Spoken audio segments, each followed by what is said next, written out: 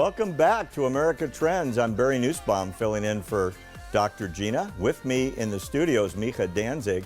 Micha is an attorney, a Middle East analyst. He regularly speaks and writes about matters related to the Middle East and terrorism. He also served in the Israeli Defense Force, and he's a former police officer in the NYPD. Micha, welcome. Thanks for having me. It's good to have my good friend with us. Always good to be with you. So Micha, you're an attorney, you're a Middle East analyst, you write about this, you're an expert.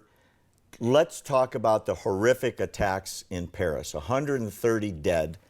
God knows how many are in critical condition and will be added to it. Beyond the death toll, what's the significance of what happened in Paris? Well, I think France has changed. Frankly, Europe has changed.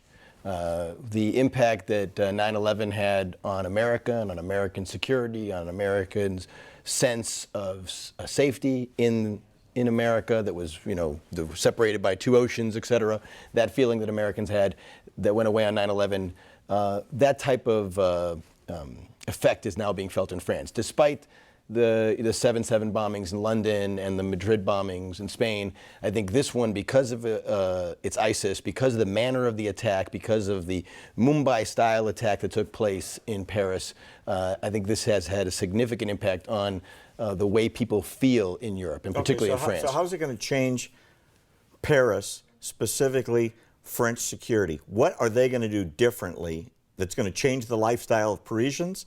And it's going to be obvious to those possible attackers in the future that these guys are ready. Well, I mean, what they will do and what they should do are two different things. I'll talk to you about what they should do. Okay. Right? What they should do is adopt measures that are offensive, defensive, and preventive. Right? Defensive is first and foremost. Nobody should be able to, for example, in this day and age, walk into a large concert hall with suicide vests on. Right? Israel, unfortunately, had to deal with this back in the early 2000s, particularly in 2001 through 2003 with the Second Intifada, and that changed how Israelis live. Right, those defensive measures changed how they live, but it stopped a lot of this terrorism, stopped it cold.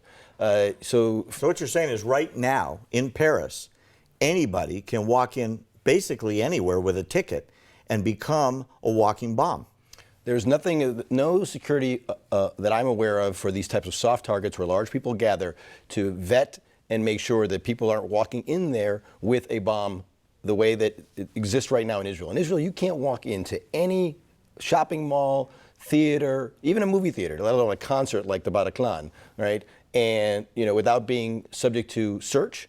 And if you have a bomb on you, they're going to find out. So that's first. You're going to have, if you really want to take this seriously and prevent these types of things from happening in the future, you have to be defensive. That means you have to have security where you didn't have security before. You have to have, people who are actually greeting you, and you have to have people who are capable of spotting potential murderers, potential terrorists. That's key. It's not politically correct. Are the French going to do that? Are they going to change the lifestyle of 1 million or 2 people that are going to the museums and the clubs and the sporting events? Again, I think they will, and I think they should. I think this has been a wake-up call for them. If they don't, they're going to be hit again. They're going to be hit again hard. The other aspect of this that we talked about is offensive. Right. They have to be offensive. That means vastly improving the cooperation amongst all their intelligence agencies, their police, their law enforcement agencies, and going after these killers where they operate, right? Where their centers of operation are. We're hearing things about, over 100 people have been arrested in the last couple of days. Are they going to prosecute, or are they just going to round them up? It depends what they found, but already some of those arrests have led to the tip that we saw today that have caused the stadium in Hanover to be evacuated. Right. They're getting actionable intelligence from being aggressive, from going after these people. They have people on these watch lists. They're on a watch list for a reason, right? If they focus their efforts more, they invest more in this surveillance, they invest more in intelligence gathering. Again, as Israel, for example, had to do during the Second Intifada, and place tremendous resources in Judea and Samaria and in Gaza to get intelligence reports on what's going on there and have actual human intel, giving them information on future attacks. That's what the French are going to need to do. That's what the Europeans are going to need to do generally. They're going to have to vastly invest in that apparatus. Got it. So here's the big question.